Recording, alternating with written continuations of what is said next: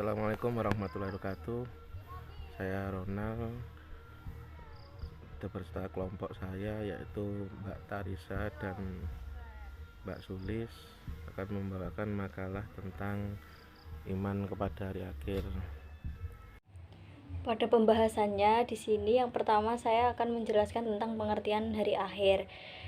Yang dimaksud hari akhir ini adalah kehidupan yang kekal sesudah kehidupan yang fana. Ini berakhir termasuk proses dan peristiwa yang akan terjadi pada hari itu, mulai dari kehancuran alam semesta dan seluruh isinya alam semesta, kebangkitan seluruh umat manusia dari alam kubur, dikumpulkan seluruh umat manusia di padang mahsyar, perhitungan seluruh amal perbuatan untuk mengetahui perbuatan baik dan buruk amal kita. Akan tetapi, pembahasan tentang hari akhir dimulai dari pembahasan tentang alam kubur, karena peristiwa kematian sebenarnya sudah merupakan kiamat kecil, atau bisa disebut dengan kiamah syugro. Dan juga karena orang-orang yang sudah meninggal dunia telah memasuki bagian dari proses transisi dari kehidupan di dunia menuju kehidupan di akhirat. Alam transisi tersebut dinamai dengan alam barzah. Di samping istilah dari hari akhir, yaitu Al-Quran juga menggunakan istilah atau nama-nama lain, yang masing-masing nama menunjukkan peristiwa, keadaan, atau suasana yang akan dialami oleh umat manusia dalam proses menuju kehidupan yang abadi tersebut.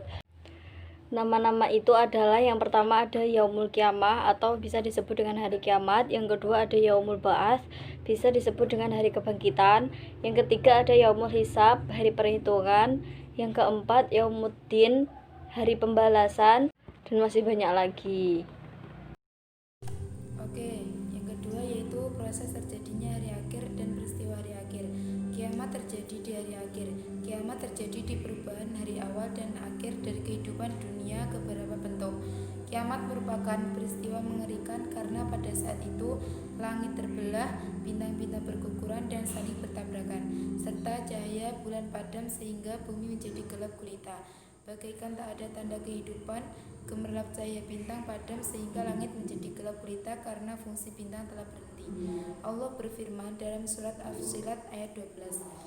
Bismillahirrahmanirrahim. Faqadahunna sab'a samawatin fi yaumi wa auha fi kulli sama'in amraha wa zayyana as-samaa'a ad-dunya bimasabiha wa hifdza. Dzalika taqdirul azizil alim. Yang artinya, dan kami hiasi dengan bintang-bintang dan kami ciptakan itu untuk memelihara. Demikianlah ketentuan Allah yang maha perkasa, maha mengetahui, maha perkasa, maha mengetahui. Yang kedua, Allah berfirman, Inna zayyana samaa'a dunya bizinatinil kawakib. Artinya, sesungguhnya kami telah menghiasi langit dunia yang terdekat dengan hiasan bintang-bintang. Fungsi langit telah berakhir. Semua benda langit hancur dengan datangnya kiamat. Yang dimaksud dengan proses dan peristiwa hari akhir adalah kronologis peristiwa yang akan dilalui oleh umat manusia pada hari akhir nanti, mulai dari kiamat sampai pembalasan dengan surga ataupun neraka.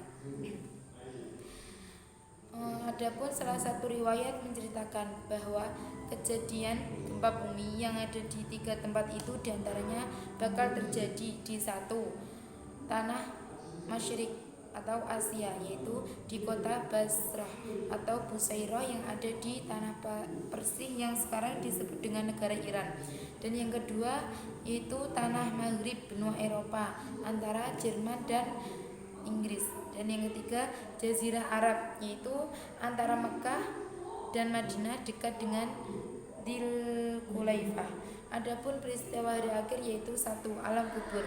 Yang dimaksud dengan alam kubur adalah bukanlah semata kuburan, tetapi alam yang dimasuki oleh setiap orang yang meninggal dunia. Apakah dia dikuburkan atau tidak dikuburkan? Misalnya jasad Fir'aun, meskipun sampai sekarang masih utuh sebagai mumi yang disimpan di Museum Tahrir Kairo Mesir, namun tetap tidak terbebas dari alam kubur. Yang kedua yaitu kiamat. Kiamat pasti terjadi, tapi tidak seorang yang tahu, termasuk para nabi dan rasul, kapan akan terjadi. Dalam hal ini Allah berfirman, artinya mereka menanyakan kepadamu tentang kiamat, kapankah terjadi? Katakanlah, sesungguhnya pengetahuan tentang kiamat itu hanya diisi Tuhanku. Tidak seorang pun yang dapat menjelaskan waktu datangnya selain Dia. Kiamat itu amat berat bagi makhluk yang ada di langit dan di bumi.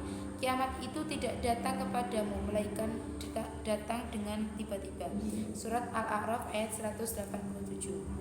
Yang ketiga, kebangkitan. Setelah terompet malaikat Israfil yang kedua, dibangkitkanlah seluruh manusia dari kematiannya. Nyawa dikembalikan ke jasadnya masing-masing. Di samping itu dihidupkan pula jin, iblis, malaikat, dan sebagainya.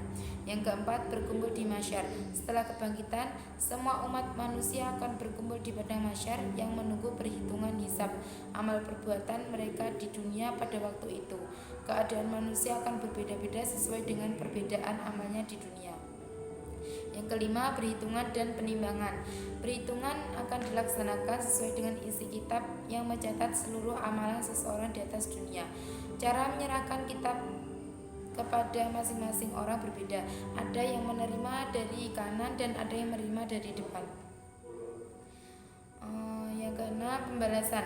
Setelah penimbangan dan melalui asyirat, maka setiap orang akan merasakan pembalasan dari Allah Subhanahu wa taala sesuai dengan hasil penimbangannya, sebagaimana yang sudah disebutkan sebelumnya, bahwa siapa yang amal kebaikannya lebih berat dari amal kejahatannya, maka dia akan masuk langsung ke surga tanpa harus merasakan dulu siksaan Allah Subhanahu wa taala di neraka. Kebahagiaan dan kesenangan Allah merupakan balasan bagi orang-orang beriman dan beramal soleh, sebagai firman Allah, artinya, dan sampaikanlah berita gembira kepada mereka yang beriman dan berbuat baik, bahwa bagi mereka disediakan surga yang mengalir sungai-sungai di dalamnya. Setiap mereka diberi rezeki buah-buahan dalam surga-surga itu. Mereka mengatakan, inilah yang pernah diberikan kepada kami dahulu. Mereka diberi buah-buahan yang serupa untuk mereka, di dalamnya ada istri-istri dan suci yang mereka kekal di dalamnya. Surat Al-Baqarah ayat 25. Adapun balasan orang yang berbuat buruk dan durhaka, maka akan mendapatkan balasan dari neraka jahanam. Dan adapun orang yang ringan timbangannya, maka kembalinya adalah neraka hawiyah. Tahukah kamu apakah neraka hawiyah itu? Ialah api yang menyala. Surat Al-Qari'ah ayat 8-11. Baik, sekarang untuk tanda-tanda yang akan terjadi saat hari kiamat adalah yang pertama, munculnya Imam Mahdi. Kemunculan Imam Mahdi menjadi salah satu tanda datangnya akhir zaman. Kemudian Dajjal. Selain Imam Mahdi ada juga kemunculan Dajjal yang diriwayatkan oleh Nabi Muhammad SAW. Dajjal diketahui akan menyebarkan fitnah di muka bumi. Berikutnya Nabi Isa alaihissalam memimpin dunia. Kemudian peristiwa Ya'juj Ma'juj. Kemudian ada lagi matahari terbit dari arah barat.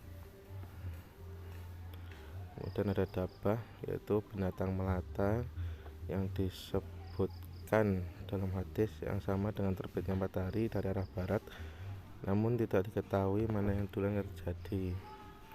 Kemudian ada kabut dan angin berhembus, munculnya api, terjadinya gempa, dan kehancuran Ka'bah. Adalah peristiwa yang terjadi setelah hari kiamat, yaitu yang pertama, di dalam kubur atau alam barzah. Setelah manusia meninggal, ia akan berpindah ke alam barzah, di tempat di mana setiap manusia akan berjumpa dengan malaikat Munkar Nakir. Dua malaikat tersebut akan menanyakan kepada manusia tentang siapa Tuhannya, apa agamanya, apa kitabnya, dan siapa nabinya.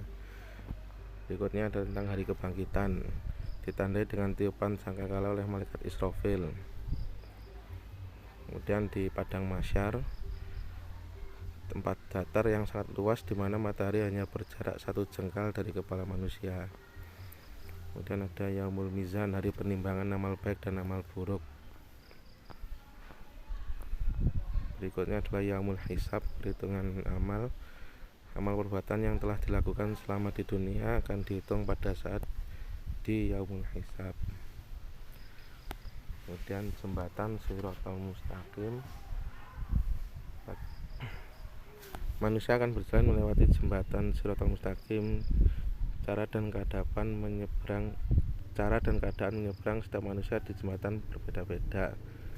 Kemudian surga adalah sebaik-baiknya tempat kembali, di dalamnya tidak ada kesedihan dan kesengsaraan. Dan neraka, tempat terakhir, adalah tempat penuh penderitaan sebagai balasan bagi orang-orang yang selalu berbuat keburukan.